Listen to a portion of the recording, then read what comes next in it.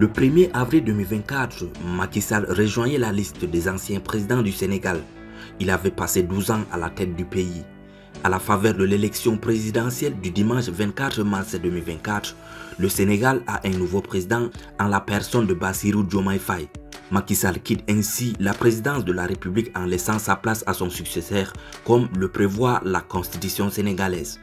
À 63 ans, c'est lui qui est formé à l'Institut des sciences de la Terre de Dakar et diplômé de l'École nationale supérieure du pétrole et des moteurs de l'Institut français de pétrole de Paris, s'en va laissant un bilan que des observateurs qualifient de mitigé pour le Sénégal.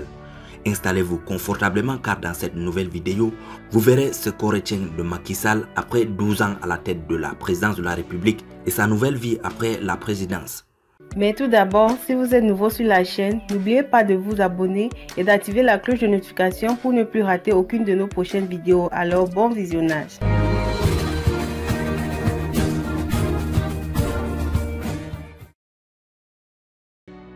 À son arrivée au pouvoir, le président Macky Sall a lancé de grands projets pour, selon son programme, relever le Sénégal dont la population vit au seuil de la pauvreté. Il a promis de transformer l'économie et d'accélérer la croissance à l'horizon 2035. C'est dans ce cadre qu'il a lancé dès l'aube de son mandat le plan Sénégal émergent, qui est le cadre de référence des politiques de la gouvernance de Macky Sall sur la voie de l'émergence à l'horizon 2035, selon les explications de la présidence de la République à l'époque. Grâce à cette politique, le pays a connu l'installation des plaques solaires, ce qui a fait doubler la puissance électrique du pays en 7 ans. Le 22 mai 2022, Macky Sall a inauguré la centrale solaire de Dias qui ajoute 22 MW de solaire au réseau du pays. Cette centrale permettra au Sénégal de se rapprocher de son objectif d'atteindre les 30% d'énergie renouvelable dans son mix et la Sénélec d'alléger sa dépendance aux hydrocarbures. L'une de ses grandes réalisations restait également la nouvelle ville de Diamniadio, à 60 km de Dakar. Selon les informations, elle abritera l'industrie pharmaceutique du Sénégal. La ville accueille déjà des centaines d'entreprises et certains ministères. Sur le plan des infrastructures routières, Macky Sall a fait construire le chemin de fer pour le train express régional, reliant Dakar à la ville de Diamniadio d'abord et aujourd'hui à l'aéroport international Blaise Diagne, passant par plusieurs banlieues. À Dakar et surtout à l'intérieur du pays, sous Macky Sall, beaucoup de routes sont sorties des terres, facilitant ainsi l'acheminement et l'échange des biens et services. 3 programmes phares ont permis ces réalisations. Dans les zones rurales les plus reculées, des villages jadis privés d'eau et d'électricité ont eu accès à ces services grâce à ces programmes. Le taux d'électrification rurale au Sénégal est passé de 27 à 58% avec Macky Sall. Lorsque le Sénégal a connu son premier cas positif 2 mois plus tard, le Sénégal a rapidement augmenté sa capacité de dépistage en créant des laboratoires mobiles capables de fournir des résultats dans les 24 heures. Le gouvernement de Macky Sall a également réalisé une prouesse spectaculaire. Chaque personne testée positive a eu un lit de traitement, qu'elle présente ou non des symptômes. Cette mesure a permis de réduire dramatiquement les risques de transmission communautaire de virus. Cette stratégie a eu un coût élevé pour les finances du pays. 1000 milliards de francs CFA ont été mobilisés et toujours pas utilisés à bon escient. En effet, selon la Cour des comptes sénégalaise, dans un rapport publié en décembre 2022, des milliards de francs CFA ont été dépensés sans rapport avec la pandémie. À ce jour, aucune poursuite pénale n'a été engagée contre les personnes mises en cause dans ce rapport.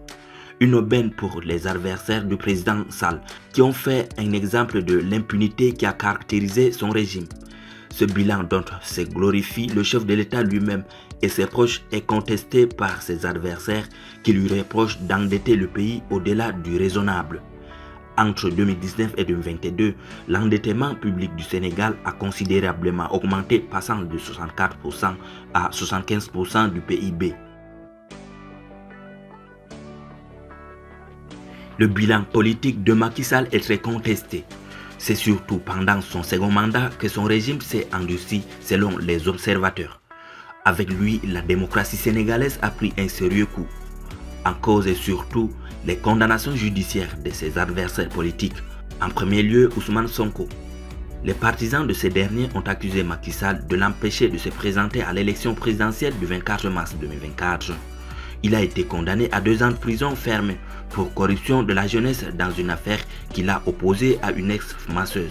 Cette condamnation, le 1er juin 2023, a provoqué des manifestations violentes dans le pays avec 23 morts, selon le bilan de Amnesty International. Cette affaire est qualifiée de manipulation politique par des opposants. Macky Sall a estimé que c'est une affaire judiciaire qui n'a aucune connotation politique. Mais elle a crispé la vie politique du pays pendant 2 ans, depuis 2021 avec une succession des émeutes. Avant Ousmane Sonko, d'autres opposants concurrents de Macky Sall ont été mis en prison sous son régime. Il s'agit de Karim Wade, accusé de détournement de fonds publics, et Khalifa Sall pour presque le même chef d'accusation. La presse sénégalaise n'a été aussi épargnée. Des journalistes critiques vis-à-vis du régime ont été mis en prison.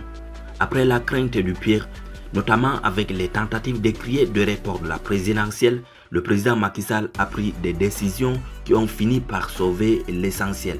Fixer une date rapprochée pour l'élection et promulguer une loi d'amnistie qui a permis d'apaiser les tensions.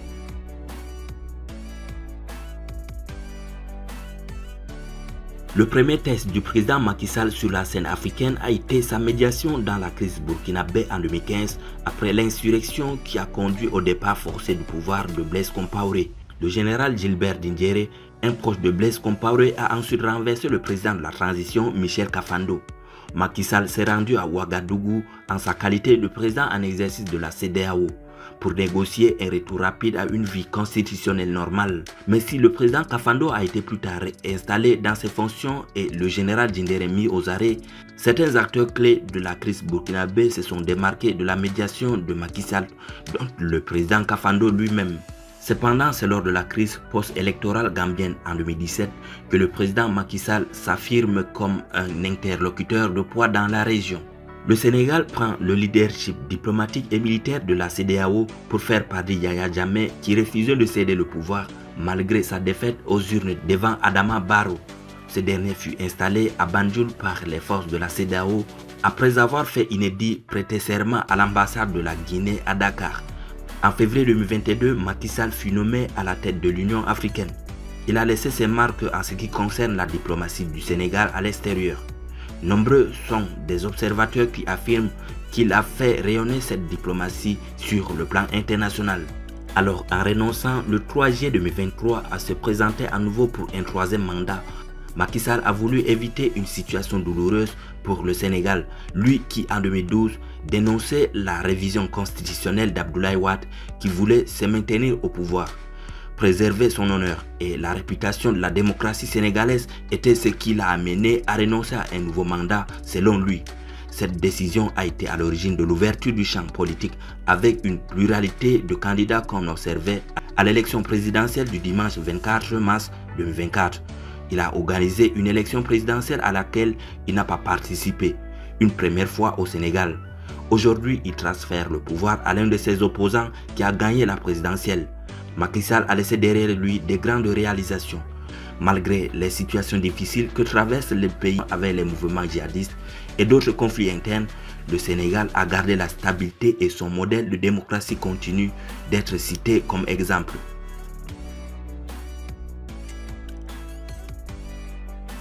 Dans son discours traditionnel du Nouvel An, le président sénégalais a levé un voile sur ses projets après la présidence.